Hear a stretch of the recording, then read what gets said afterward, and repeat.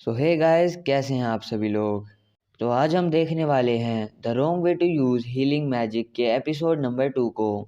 और अगर आपने इस सीरीज़ के एपिसोड नंबर 1 को नहीं देखा है तो भी कोई बात नहीं, मैं आपको एक क्विक रिकैप दे देता हूँ। तो फर्स्ट एपिसोड में 3 स्टूडेंट्स अपना स्कूल ख़त्म करके एक साथ अपने घर पे जा रहे होते हैं। तभी उन्हें कुछ बेल्स की आवाज़ सुनाई देने लगती है। इतने वो कुछ समझ पाते, एक मैजिक सर्कल उन तीनों के नीचे अचानक से बन जाता है और वो तीनों उस मैजिक सर्कल में चले जाते हैं और एक दूसरे वर्ल्ड में समन हो जाते हैं।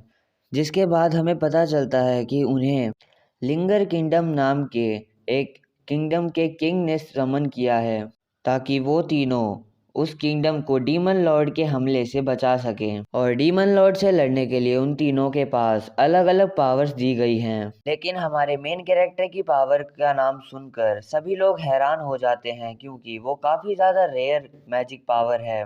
जिसके बाद वहाँ पर एक लड़की आ जाती है जिसका नाम रोज़ होता है और वो भी हमारे मेन कैरेक्टर की तरह हीलिंग मैजिक का इस्तेमाल कर सकती है। इसलिए वो किंग से कहती है कि मैं इस लड़के को अपने साथ लेकर जा रही हूँ।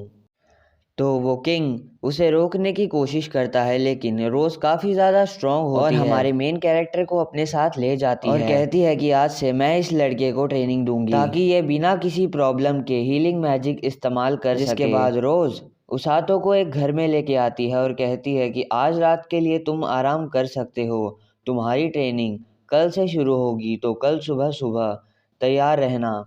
और इसी के साथ हमारा पहला एपिसोड ख़त्म हो जाता है। चलिए अब बात करते हैं दूसरे एपिसोड की। तो उसातो अभी अभी उठा होता है और उसका रूममेट उससे आके कहता है कि तुम्हारे दोस्त तुमसे मिलने आए हैं। तो उसातो उन दोनों से मिलने के लिए बाहर जाता है। जिसके बाद काजुकी कहता है कि हमने सुना कि कोई तुम्हें ज़बरदस्ती यहाँ ले के आ गया है, इसलिए हम ये देखने के लिए आए हैं कि क्या तुम ठीक हो या नहीं। तो उसातो कहता है कि मैं बिल्कुल ठीक हूँ, मेरे बारे में चिंता करने की कोई ज़रूरत नहीं है। लेकिन आज से मेरी ट्रेनिंग शुरू होने वाली है और मुझे नहीं पता कि आखिर वो ट्रेनिंग किस तरह की होगी। तो काजुकी कहता है कि मुझे तुम्हें देखकर ऐसा लग रहा है कि तुम भी ये ट्रेनिंग करना चाहते हो। उसातो कहता है कि मेरे पास और कोई बेटर ऑप्शन है ही नहीं, इसलिए हमसे जो हो सकेगा हमें अपना बेस्ट ही देना पड़ेगा। जिसे सुनकर काजुकी उसातो से कहता है कि मुझे मोटिवेट करने के लिए थैंक यू।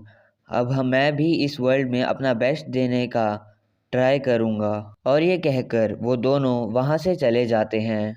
और उन दोनों को जाते हुए देखकर उसातो सोचता है कि मैं भी एक दिन स्ट्रॉन्ग बनूंगा और इन दोनों के साथ किसी फाइट में लड़ूंगा ताकि इन्हें सपोर्ट कर सकूं। तभी पीछे से रोज़ की आवाज़ आती है और वो कहती है कि क्या हीरोज़ चले गए? तो क्या तुम्हें अपने दोस्तों से बात करके अच्छा लगा? सुनो, ये कोई जेल नहीं है, तुम जिससे चाहो उससे मिल सकते हो, लेकिन जब तक तुम्हारी ट्रेनिंग शुरू नहीं हो जाती तब तक। और ये कहकर रोज़ उसातो को एक बुक दे देती है और कहती है कि पूरे दिन में तुम जो भी ट्रेनिंग करोगे तुम्हें इस नोटबुक में उसके बारे में लिखना होगा, इसलिए जल्दी अंदर आकर अपना ब्रेकफास्ट करो ताकि हम ट्रेनिंग के लिए बाहर जा सकें। जिसके बाद उसातो खाना खाकर बाहर आ जाता है और हम देखते हैं कि उसातो ने अपने दोनों हाथों को अपने चेस्ट पर रखा हुआ है। और पीछे खड़े हुए रोज़ उसातो से कहती है कि क्या तुम्हें कुछ महसूस हो रहा है? तो उसातो कहता है हाँ, मुझे थोड़ी बहुत गर्माहट सी फील हो रही है। तो रोज़ कहती है कि ये माना है और तुम्हें इसे अपने शरीर से बाहर निकाल कर यूज़ करने का तरीका सीखना होगा, लेकिन अभी के लिए इसे महसूस करते रहो और अपना फोकस एक जगह पे रखो। और अगले सीन में रोज़ उसातो को एक मोटी सी बुक दे देती है। तो उसातो कहता है कि मैं यहाँ की लैंग्वेज नहीं पढ़ सकता। तो रोज़ कहती है कि जो भी इस वर्ल्ड में समन होता है उसके ऊपर एक ट्रांसलेशन मैजिक अपने आप ही इस्तेमाल हो जाता है, जिस वजह से उसातो उस बुक को पढ़ पा रहा होता है।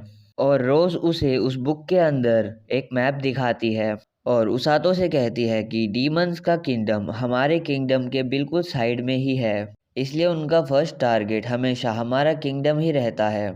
और उसातो का पूरा दिन वो बुक पढ़ने में चला जाता है। अब अगले दिन उसातो को बहुत ज़्यादा रनिंग करनी पड़ती है और भागते हुए वो सोचता है कि क्या ये सच में मैजिक सीखने की ट्रेनिंग है।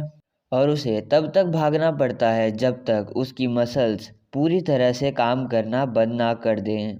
और अगर वो बीच में कहीं पर रुकता है तो रोज़ वहाँ आकर उसे अपने हीलिंग मैजिक से उसके पैर को ठीक कर देती है और कहती है कि तुम्हें रुकने के लिए किसने बोला है, जल्दी से भागना शुरू करो। और रोज़ से डरकर वो काफ़ी ज़्यादा तेज़ी से भागने लगता है और रोज़ उससे कहती है कि जब तक तुम मर नहीं जाते तब तक भागते रहो और मैं तुम्हें बार बार रिवाइव करती रहूंगी। और उसातो की ट्रेनिंग का दूसरा दिन भागते हुए निकल जाता है। अब तीसरे और चौथे दिन वो बाकी लोगों के साथ भागना शुरू कर देता है, जो उससे काफ़ी ज़्यादा तेज़ी से भाग पाते हैं और उसातो से भी कहते हैं कि अपनी पूरी कोशिश करो और हमें पकड़ने की कोशिश करो।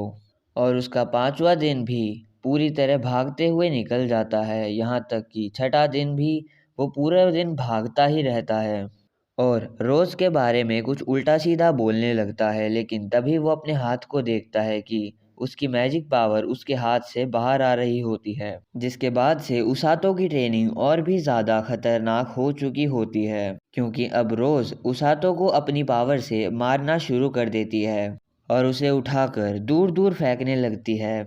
और वो ऐसा इसलिए करती है ताकि उसातो की बॉडी हीलिंग मैजिक का इस्तेमाल कर सके और अपने आप अपनी बॉडी को हील करके ठीक हो सके। और ये बोलने के बाद वो उसे उठाकर एक बार फिर से काफ़ी ज़्यादा दूर फेंक देती है, जिससे उसातो को काफ़ी ज़्यादा चोट लगती है और वो एक ही जगह पर लेट जाता है और कहता है कि मुझे 10 दिन हो गए हैं लेकिन मेरी हालत अभी तक ऐसी ही है। लेकिन अचानक से उसकी बॉडी अपने आप को हील करने लगती है और उसके सारे दर्द ख़त्म हो जाते हैं। और उसातो कहता है कि अब मुझे अपनी बॉडी में कहीं पर भी दर्द फील नहीं हो रहा है और मैं अपने मैजिक को कभी भी यूज़ कर सकता हूँ जब भी मेरा मन करे। ये सोचते हुए वो काफ़ी ज़्यादा धीरे भाग रहा होता है। पीछे से रोज़ आवाज़ लगा के कहती है कि अपनी स्पीड बढ़ाओ और अपनी बॉडी को तकलीफ़ देना शुरू करो।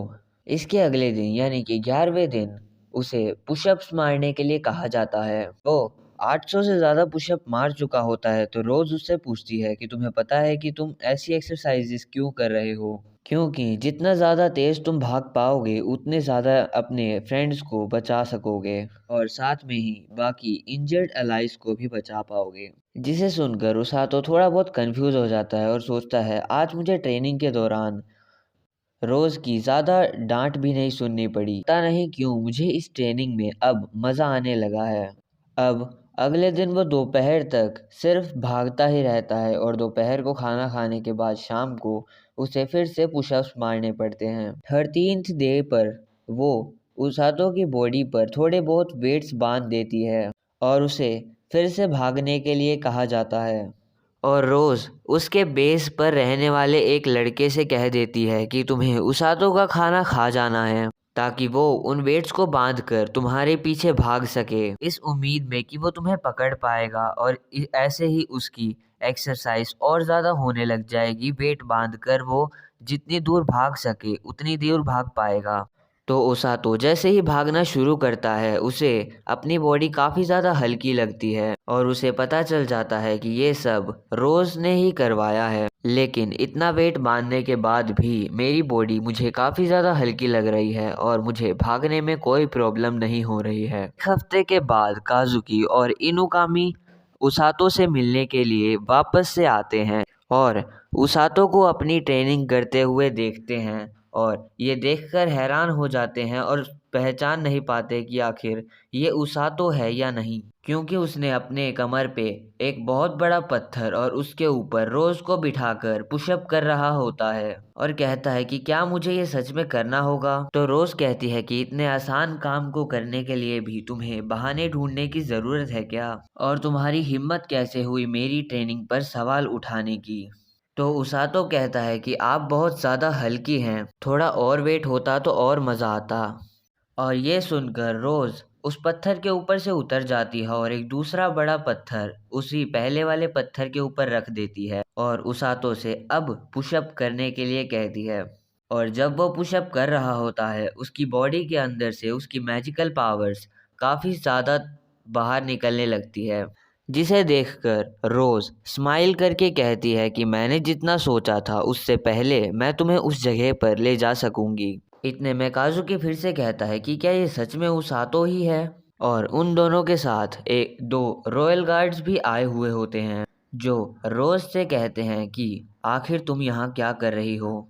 तो रोज उस नाइट से कहती है कि तुम्हारी पावर काफ़ी ज़्यादा इम्प्रेसिव है, लेकिन मैं यहाँ पर उसातो को ट्रेनिंग दे रही हूँ क्योंकि वो मेरा राइट हैंड मैन बनने वाला है। जिसे सुनकर उसातो हैरान हो जाता है और कहता है कि मुझे इस बारे में कुछ भी नहीं पता था, क्योंकि मुझे उसकी ये बात पसंद है कि वो कभी भी हार नहीं मानता और जब तक उसकी ट्रेनिंग पूरी नहीं होती वो तब तक ट्रेनिंग करता रहता है। जिसके बाद रोज उसातो से कहती है कि जाओ थोड़ा लंच करके आ जाओ, उसके बाद फिर से ट्रेनिंग करेंगे। तो उसातो काजुकी और सूजने के साथ लंच करने के लिए चला जाता है और वो रॉयल गार्ड उन दोनों से कहता है कि प्रिंसेस सियला का ध्यान रखना। अगले सीन में वो सब साथ में मिलकर लंच कर रहे होते हैं। तो काजुकी उसातो को बताता है कि वो आदमी कमांडर सिगलेस है, स्ट्रॉन्गेस्ट नाइट इस किंगडम का, और लिंगर किंगडम की आर्मी को वही कंट्रोल करते हैं। और वो प्रिंसेस उसातो से कहती है कि मेरे साथ फॉर्मल होने की ज़रूरत नहीं है, तुम मेरे दोस्त की तरह ही मुझसे बात कर सकते हो। जिसके बाद सियला कहती है कि मैं तुम सभी के लिए ये केक बनाकर लाई हूँ, मुझे उम्मीद है कि तुम सभी को ये केक बहुत ज़्यादा पसंद आएगा। ये देखकर वो लोग उस केक को खाना शुरू कर देते हैं और कहते हैं कि ये काफ़ी ज़्यादा डिलीशियस है। जिसके बाद काजुकी कहता है कि कमांडर सिगलेस हमें तलवारबाजी सिखाते हैं और विल्सी हमें अपने मैजिक को इस्तेमाल करना सिखाती है। तो उसातो कहता है तुम्हारा तो ठीक है, लेकिन रोज ने तो मेरी हालत ख़राब करके रखी है। जिसके बाद सूजने उसातो की टी शर्ट को उठाती है और उसके एब्स देखकर काफ़ी ज़्यादा इम्प्रेस हो जाती है और कहती है कि मुझे इन्हें तो टच करना है। तो काजुकी कहता है कि तुमने आखिर इतने टाइम में ऐसी बॉडी और ऐसे मसल्स बना कैसे लिए। तो उसातो कहता है कि इसे समझा पाना काफ़ी ज़्यादा मुश्किल है। स्टार्टिंग में तो मुझे लगा था कि मेरी ट्रेनिंग बहुत ही ज़्यादा खतरनाक है, लेकिन अब मेरी ट्रेनिंग मुझे करने में काफ़ी ज़्यादा मज़ा आने लगा है। ट्रेनिंग करते करते मेरी बॉडी ऐसी हो गई मुझे कभी पता भी नहीं चला। लेकिन मैं भी अपने आप को स्ट्रॉन्ग बनाने की कोशिश कर रहा हूँ क्योंकि तुम कभी ना कभी हीरोज़ की तरह फाइट करने वाले हो और मैं तुम्हें सपोर्ट करना चाहता हूँ। जिसे सुनकर सूजने कहती है कि अगर हमें कभी भी कोई प्रॉब्लम हुई तो मैं तुम पर भरोसा कर सकती हूँ ना उसातो। जिसके बाद रोज़ का वो सबऑर्डिनेट्स उसका लंच लेकर वहाँ पर आता है, जिसे देखकर उसातो कहता है कि तुम्हारी आखिर हिम्मत कैसे हुई मेरे लंच को यहाँ तक लाने की। तो वो दूसरा बंदा कहता है कि तुम्हें अभी भी पुरानी बात को लेकर बदला लेना है क्या मुझसे। और ये कहकर वो दोनों एक दूसरे के साथ एक बार फिर से लड़ने लग जाते हैं। जिसे देखकर सूजने कहती है कि मुझे लगता है कि वो यहाँ पर बिल्कुल फ्रीली रह रहा है और मुझे लगता है कि इस बात का कोई तो रीज़न है कि हम तीनों ही एक साथ इस जगह पर समन हुए हैं। अब अगले सीन में उसातो नहाने के लिए रात में टब में बैठा हुआ होता है और बैठे बैठे वो सूजने की बात को सोचता है और कहता है कि एक बार को मुझे सूजने ने पूरी तरह से डरा दिया था, और कहता है कि क्या मैं इतना मेंटली तैयार हूँ जितनी मैंने ये बॉडी बनाई है ताकि मैं लोगों को बचा सकूं। अब अगले दिन सुबह रोज उसातो के मुंह पर एक बैग फेंक के मारती है और कहती है कि अभी हमें कहीं जाना है, जल्दी से तैयार हो जाओ। जिसे सुनकर बाकी बंदे कहते हैं कि तुम्हारा नर्क में जाने का समय आ चुका है तो तैयार हो जाओ। जिसके बाद वो कंट्री के मेन गेट के एक गार्ड को डरा कर कहती है कि कैप्टन रोज को इस कंट्री से बाहर जाना है तो जल्दी से गेट खोलो और मेरी मदद करो। जिससे डर कर वो गार्ड उस गेट को खोल देता है और वो दोनों एक जंगल में पहुंच जाते हैं, जिस जंगल का नाम है डार्कनेस ऑफ लिंगर। जहां पहुंचकर रोज उसातो से कहती है कि यहाँ कई सारे मॉन्स्टर्स हैं और तुम्हें इन मॉन्स्टर्स के बीच में अपने आप को सरवाइव करना है। तो उसातो कहता है कि मैंने अभी सिर्फ भागना ही सीखा है और मुझे लड़ना नहीं आता, लेकिन रोज उसकी बात नहीं सुनती और उसे उठाकर दूर फेंक देती है जंगल के बीच में। और वो अपने आप को उस जंगल में कैसे बचा पाएगा ये तो हमें थर्ड एपिसोड में ही पता चलेगा। लेकिन तब तक के लिए बाय बाय।